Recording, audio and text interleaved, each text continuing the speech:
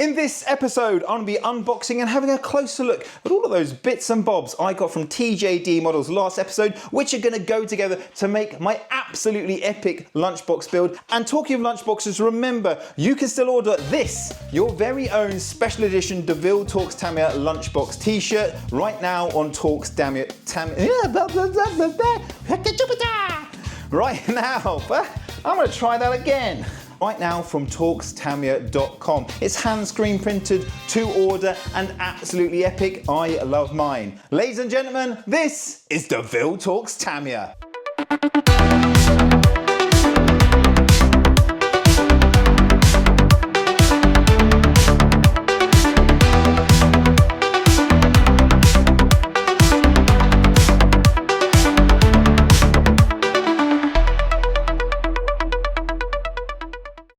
The first thing I want to do is have a look at all the tools and equipment you need to actually do the build. I've got some tools here that I already own, and in the last episode I got some new tools, so we're going to have a look at both of those. So the first thing I really recommend you get is this. This is the Tamiya Craft Tools Kit, and the reason I recommend you get this is Tamiya screws have a slightly different head. They look like Phillips, but this is actually a Japanese engineering head. So these fit really nicely in the screws that you need to do up. And this kit has two of those sort of Phillips type, but they're Japanese engineering, a flat head, some Allen keys and some sockets, and a really nice handle. So it's a really good kit to get. If not, you can get away with using Phillips, but I recommend a kit like this. Makes the job a lot easier. Tuck that away up there. The scalpel, I lose this an awful lot. You lot always keep an eye on it. Anyway, you need that and some spare blades. And to help me stop losing things, I've now got this beautiful new drawer system. So I'm going to pop my scalpel and blades in there to keep it nice and safe. Also then you need a rule to do some measuring. Some of the linkage arms and things need measuring the length. So a rule is really useful. I also do use vernier calipers for those, but this is good enough, a simple rule. So let's just pop that there. The other thing I like to have is a set of files. When you're cutting all the bits out of the sprues, you want to get a really nice, good, finished, nice smooth finish. And those just help you do that. This is a nice little Tamiya set, but you know, yeah, just a nice little set of files. So they go in there. These are just sort of like a normal set of pliers in size, but however, these are smooth on the inside, so it doesn't really do any damage to stuff, just for gripping things without damaging them, and they're going to go in there. So I also got these three new bits, and we'll start here with the tape. This is really for when you're doing painting, just for masking off and getting a really nice paint finish. You do need a few different sort of sizes of paint. I bought, if you remember, 6mm, which is somewhere in the middle, but I do have some bigger stuff as well. So that's just going in my kit. I do have some other tapes as well for masking off, getting a nice, good, clean finish body. So I shall pop that in there. And then there's these two, and these are the ones that I'm really excited about opening. And they've even got like a gold halo around here, because these are like an angel. So these are side cutters made by Tamiya. It is part or tool 35 is the number on the box, and on the back there it says the number. And oh yeah, these are beautiful. They've got the little Tamiya logo on there, which is gorgeous. Some Japanese writing, and it says they're for plastic. So these are for cutting the parts out of the sprues, and they get a really nice clean finish. And I just think that is a very sexy tool. Yeah, simple pleasures, but for me, that is very, very exciting. So that's going to go in with my pliers. And then the last thing I've got is these needle nose pliers. And these, which are part 146 there, are for also gripping parts when you put them together. But these are also smooth on the inside, so they don't damage and cause any nastiness. Very excited to have these in my kit. So all my pliers are going in the top left. Pliers, scalpels, tapes, files, and some more tapes down there. Those packets are done with, and that is all my tools talked about for now. There may be some other bits and bobs when we get into the build itself, but that is your main base start kit. Right, let us talk about RC kit. I was meant to have it on the table. I've kind of forgot it. It's down there, so I shall just go grab it. I keep dropping on this already. I've been dropping stuff an awful lot. Right, here we have all the RC kits. Let's have a look. Okay, let's start with this so we can get these out of the way. This is just a nice simple charger. It is both 12 volt and mains, and it will just do what I need to charge up this battery, kind of middle of the road battery as we discussed in the last episode. Nothing excited, nickel metal hydride battery, but good enough to get me going. You'll know that a lot of my RC cars are shelf queens, but this is very useful for me for setting up the servos, and you never know, one day I might actually take some out and give them a damn good thrashing. So that is the battery and charger. All very good. The next thing is this. Oh, I'm going to need my scalpel. Haha, pa-ching! And there it is. Okay, so this is the RC kit. This is a casting kit, and it's just a good sort of starting point if you're getting going. Oh, there's more tape. Look at that, I'm liking this scalpel out of there. Super nice. Yay, we're in. Expect we're going to need that some more. Okay, let's have a look.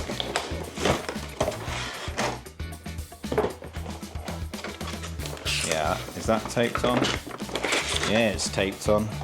Yeah, the cover's taped on. Cha-chong. Cha-chong. We are in.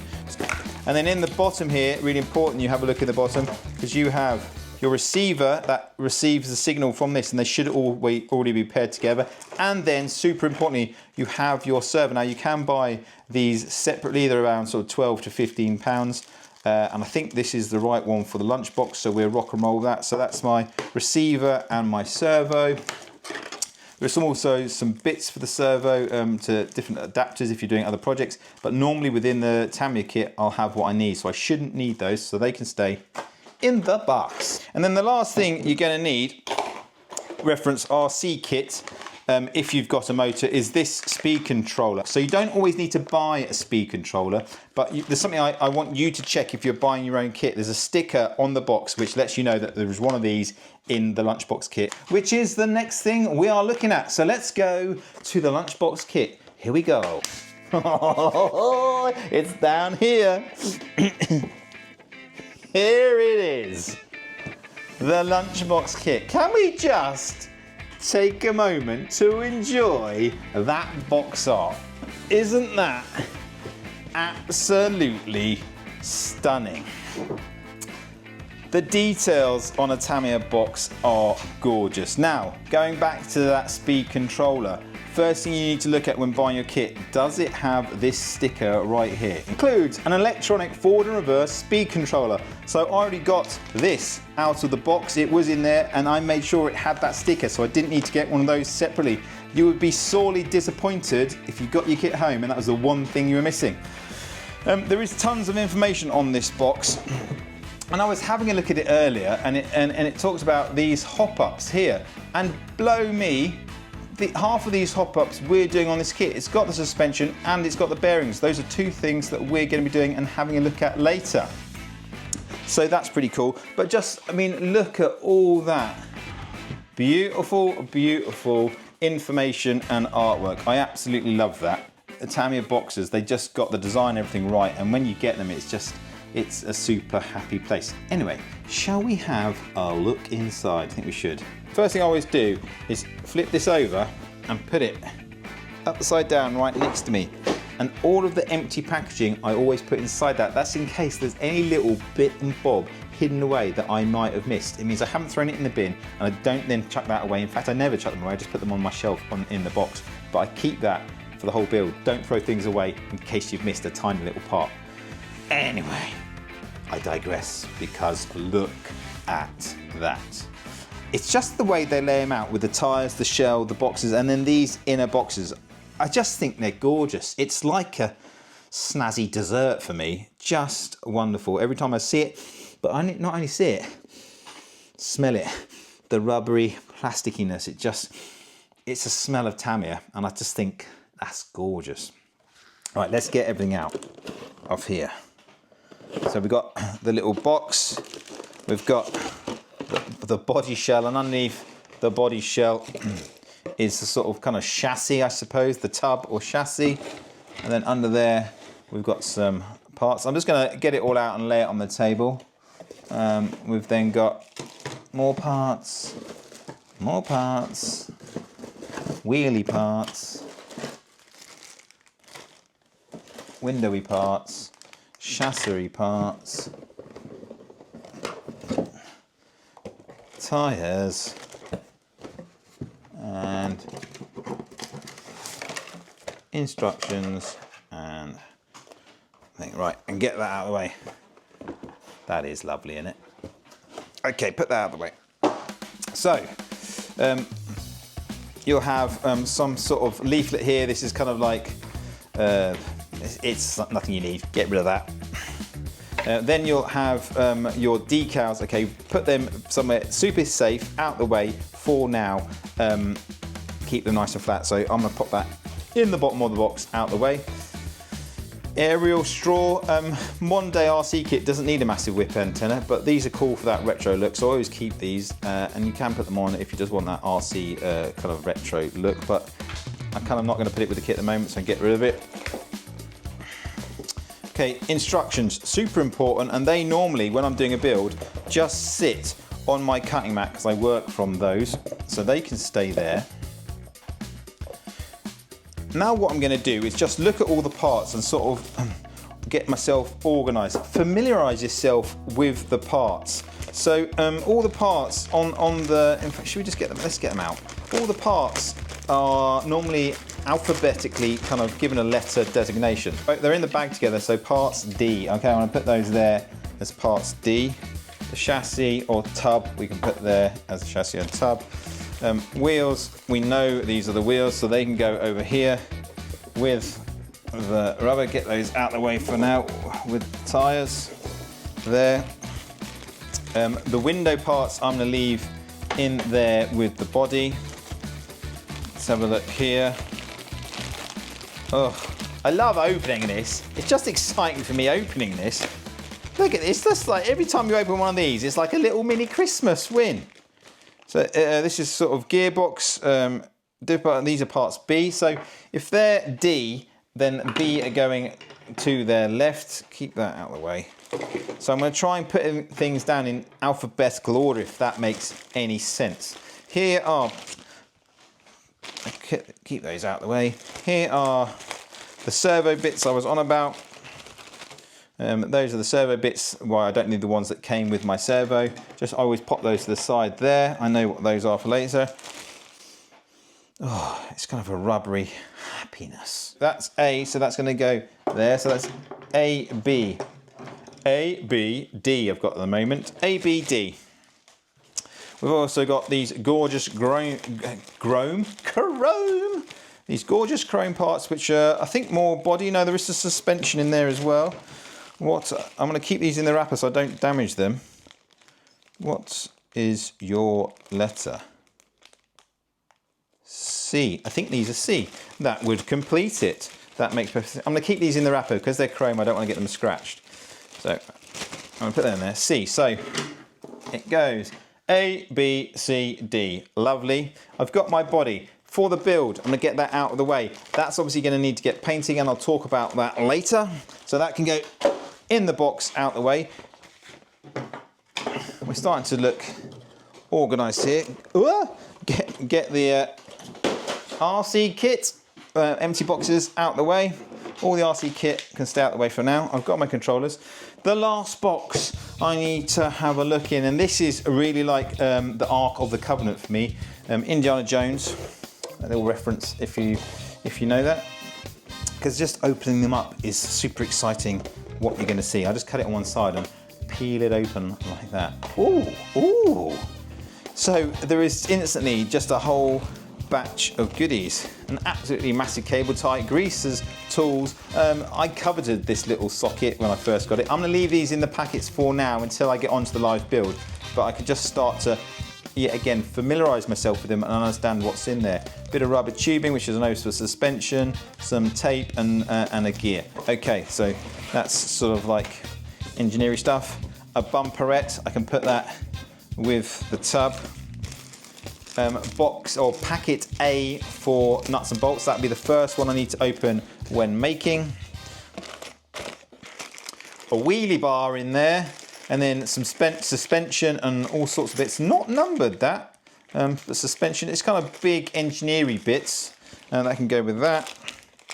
B, another load of nuts and bolts in B next to A. Some more gears, engineering parts here. C, some tiny little nuts and bolts. And then D, I've got my bearings, which we're going to talk about when we talk about hop-up parts, because we're going to be changing those out.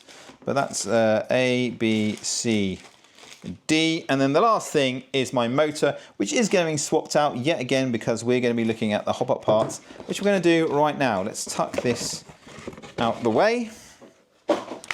Okay, oh, I like this. It's all just coming together. It's all laid out. This is very, very exciting. I just like this moment, just seeing all the bits. It's not a lunchbox, but it's going to be. The potential is strong and the potential is exciting. This is big, happy, smiley face. Right, hop up parts.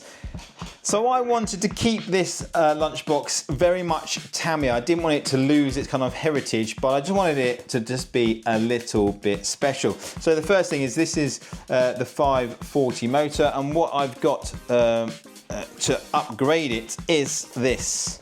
The RS 540. This adds about 10 to 15% more oomph. It is going to make it an epic retro wheelie machine. But also, just look at that box. I mean, that just takes me back to my childhood. The kind of monotone, this kind of browny red type and print on this cardboard box. I just think that box alone is a gorgeous thing.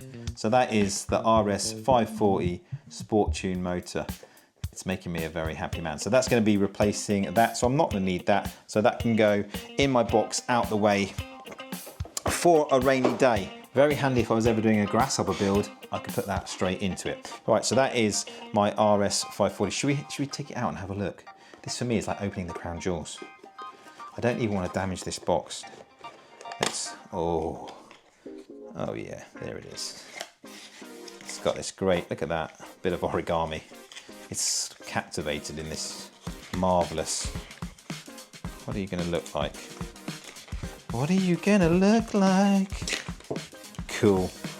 The gold writing, the Tamiya logo, it's just subtly cool. That is going to really just set things off in the lunchbox. Really happy that's going in. I'm just think that looks wicked. I hope we can get that kind of that type showing when it's in the lunchbox, because that does look sick. Okay, so that's that. I'm going to put that on the shelf because I think that is cool in its own right. That box. I just think that's a really lovely thing. So I think I'm going to tuck that up. Are you going back in there? You going to go back in there? Yeah, you've gone back in there. Right, where can I put that? Oh, there, look, perfect place for it. The perfect place for it. Right there. Oh, yes. That is cool. Very happy with that. Right, excuse me. Hop up parts. So bearing kit. I've got this proper ball race bearing kit that John sorted me out. That's just to replace the plastic ones, which are here. That just takes away play and just gives it a little bit more longevity. So, and that's a really good base upgrade to do. If you're going to do any upgrade, always do a bearing kit. So that's going to be swapping out a lot of the parts in there. So I'm going to put that with that. The next one I've got is this, and this is really exciting because when I was a kid I coveted upgrades like this, and I never got them.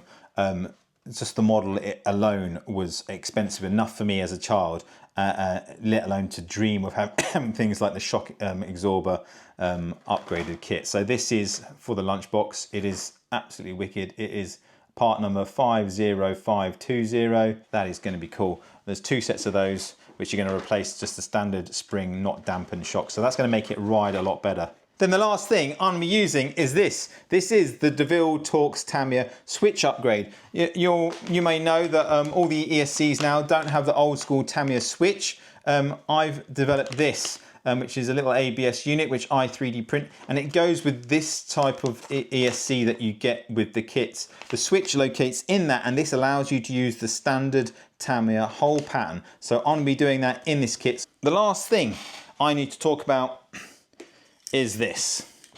the paint. You will see here that I've got 2 cans. Now this is a TS paint. TS paint as opposed to PS paints. This is a PS paint. So you see here, it says TS on the top, not PS on the top. The TS is for external paint. The PS is for polycarbonate shells internal painting. So TS paint is for external, and this is TS16. External use paint, and TS16 is the Lunchbox yellow because the Lunchbox shell comes white. So this is going to need painting. Pop that out the way, pop the paints out the way from now. So that is all of my kit and equipment. That is the Lunchbox laid out, ready for the live build. Remember, to help support what I'm doing, you can jump over to torquestamiya.com, buy yourself one of these limited edition hand screen printed deVille Torques Tamiya Lunchbox t-shirts. This has been deVille Torques Tamiya. I've been Jimmy deVille, and I will catch you later. Ta-da!